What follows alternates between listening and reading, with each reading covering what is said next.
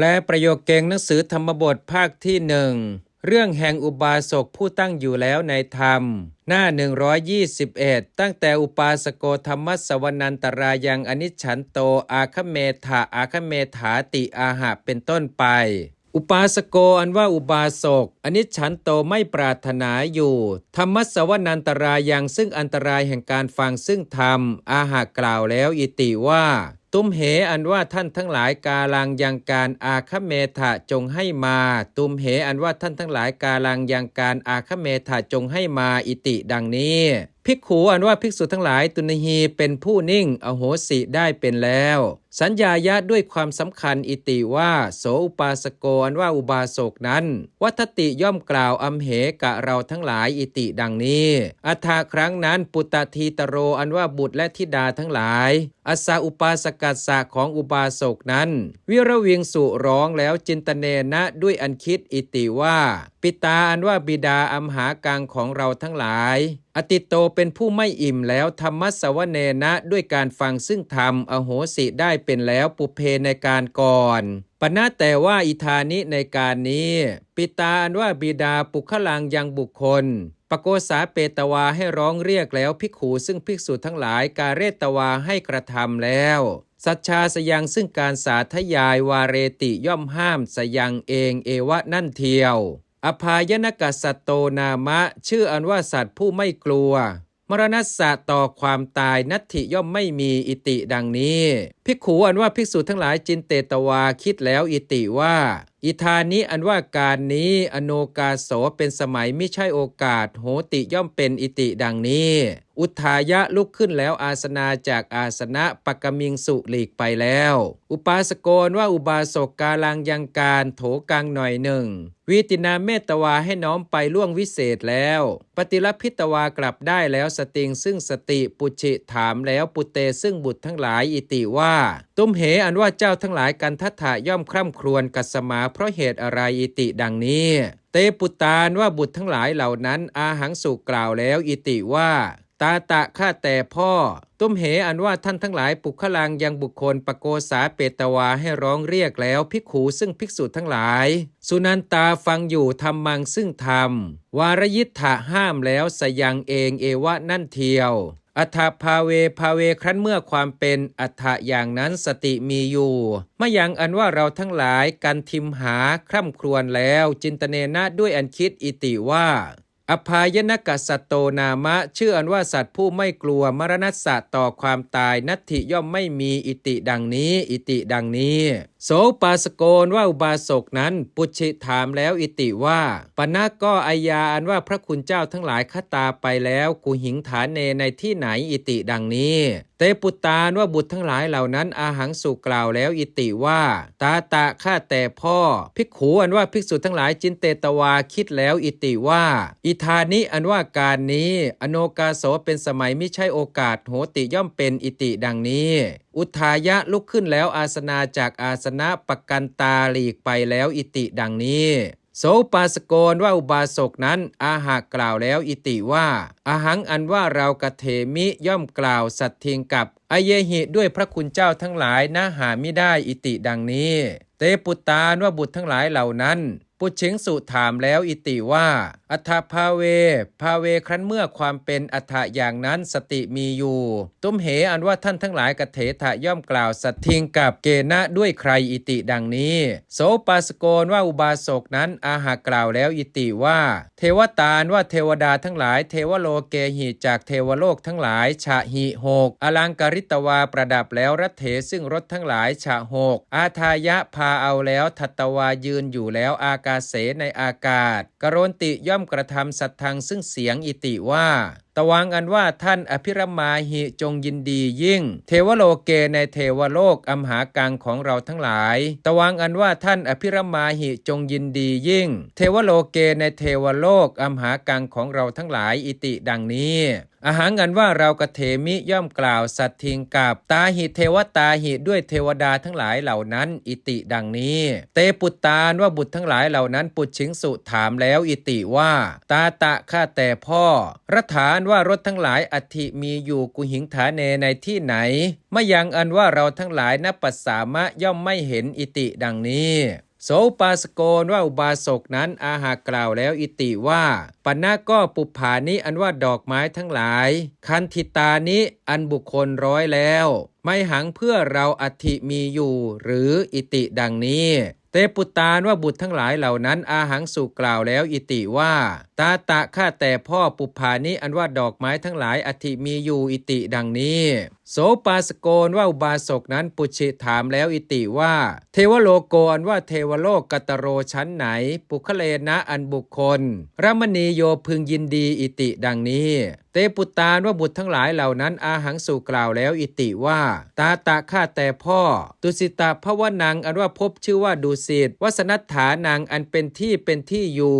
สัพพโพธิสัตตานังของพระโพธิสัตว์ทั้งปวงทั้งหลายจะด้วยพุทธมาตาปิตูนังของพระมารดาและพระบิดาของพระพุทธเจ้าทั้งหลายจะด้วยปุคเลนะอันบุคคลรมณียังพึงยินดีอิติดังนี้โสปาสโกนว่าอุบาสกนั้นอาหากล่าวแล้วอิติว่าเตนะหิท่าอย่างนั้นตุ้มเหอันว่าท่านทั้งหลายอธิษฐายะอธิษฐานแล้วอิติว่าปุพพทามังอันว่าพวงแห่งดอกไม้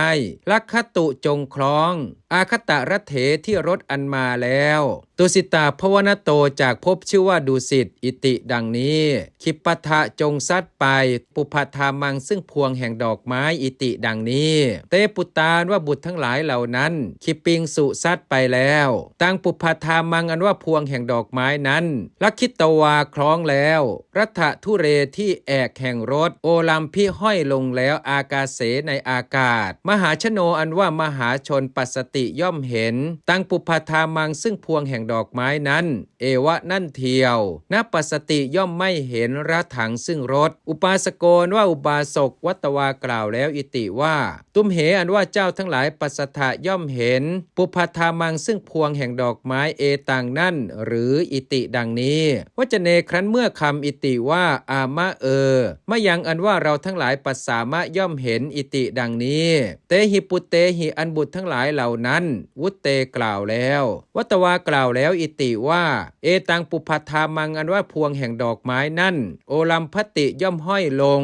อาคตะรัตเถที่รถอันมาแล้วตุสิตาภวนโตจากภพชื่อว่าดุสิตอาหารกันว่าเราคัจฉามิจะไปตุสิตะภวนังสู่ภพชื่อว่าดุสิตตุ้มเหอันว่าเจ้าทั้งหลายมาจินตยิทธะอย่าคิดแล้วตุ้มเหอันว่าเจ้าทั้งหลายนิพติตุกามาเป็นผู้ใคร่เพื่ออันบังเกิดสันติเกในสำนักมะของเราหุตวาเป็นกโรธะจงกระทำปุญญานิซึ่งบุญทั้งหลายปุญญสามยากตะนิยาเมนะขีดนิยาเมนะตามทำนองปุญญสะแห่งบุญมยาอันเรากตะขีดกระทำแล้วปุญญสามยากตะนิยาเมนะตามทำนองแห่งบุญอันเรากระทำแล้วเอวะนั่นเทียวอิติดังนี้กตวากระทำแล้วกาลังซึ่งกาละปฏิฐาสิดำรงอยู่เฉพาะแล้วอาคตรเถบนรถอันมาแล้วตุสิตาภวนโตจากภพชื่อว่าดุสิตอัตภาโวอันว่าอัตภาพอัสสะอุปาสกัสสะของอุบาสกนั้น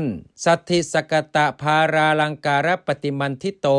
อันประดับเฉพาะแล้วด้วยเครื่องอลังการมีเกวียน60เล่มเป็นภาระติคาวุตตปมาโนมีคาวุธ3เป็นประมาณนิพติบังเกิดแล้วตาวเทวะในขณะนั้นนั่นเทียวอัชราสหัสสังอันว่าพันแห่งนางอัปสรปริวาเรสิแวดล้อมแล้วรัตนวิมานังอันว่าวิมานอันสำเร็จแล้วด้วยแก้วปัญจวีสติโยชนิกังอันประกอบแล้วด้วยโยชน์25ปาตุระโหสิได้มีปรากฏแล้วสถานว่าพระศาสดาปุชชิตรัสถามแล้วภิกขุซึ่งภิกษุทั้งหลายเตปิแม้เหล่านั้นอนุปัตเตพูดถึงโดยลำดับแล้ววิหารังซึ่งวิหารอิติว่าภิกขเวดูก่อนภิกษุทั้งหลายธรรมเทศนาอันว่าพระธรรมเทศนาอุปาสเกนะอันอุบาสกสุตาฟังแล้วหรืออิติดังนี้ภิกขุอันว่าภิกษุทั้งหลายเตเหล่านั้นอาหังสุกราบทูลแล้วอิติว่าพันเตข้าแต่พระองค์ผู้เจริญอามะพระเจ้าข้าปณะแต่ว่า โสอุปาสโกอันว่าอุบาสกนั้นวาเรสิห้ามแล้วอิติว่าตุมเหอันว่าท่านทั้งหลายกาลังยังการอาคเมทะจงให้มาอิติดังนี้อันตราในระหว่างเอวะนั่นเทียวอัฏฐภาเ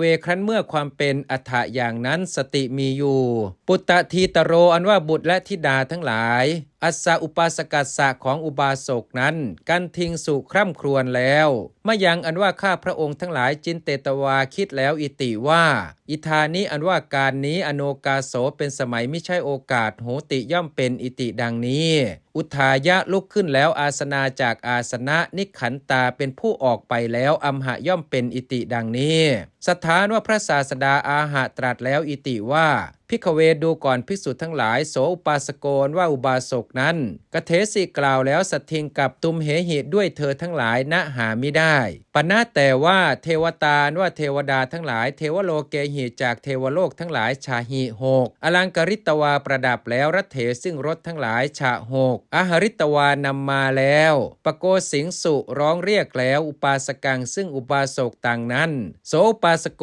นว่าอุบาสกนั้นอนิจฉันโตไม่ปรารถนาอยู่อันตรายยังซึ่งอันตรายธรรมเทศนายะแห่งการแสดงซึ่งธรรมกเทสิกล่าวแล้วสัตทิงกับตาหิเทวตาหิด้วยเทวดาทั้งหลายเหล่านั้นอิติดังนี้เตภิกขุว่าภิกษุทั้งหลายเหล่านั้นอาหังสุกราบทูลแล้วอิติว่าพันเตข้าแต่พระองค์ผู้เจริญเอวังอันว่าอย่างนั้นหรืออิติดังนี้สถานว่าพระศาสดาอาหาตรัสแล้วอิติว่าภิกขเวดูก่อนภิกษุทั้งหลายเอวังอันว่าอย่างนั้นอิติดังนี้เตภิกขุว่าภิกษุทั้งหลายเหล่านั้นปุจฉิงสุทูลถามแล้วอิติว่าโสอุปาสโกนว่าอุบาสกนั้นนิพัตโตบังเกิดแล้วกุหิงฐานเนในที่ไหนอิธานิในการนี้อิติดังนี้สถานว่าพระศาสดาอาหาตรัสแล้วอิติว่าภิกขเวดูก่อนภิกษุทั้งหลายโสอุปาสโกนว่าอุบาสกนั้นนิพัตโตบังเกิดแล้วตุสิตะภวเนในภพชื่อว่าดุสิตอิติดังนี้เตภิกขุว่าภิกษุทั้งหลายเหล่านั้นปุจฉิงสุทูลถามแล้วอิติว่า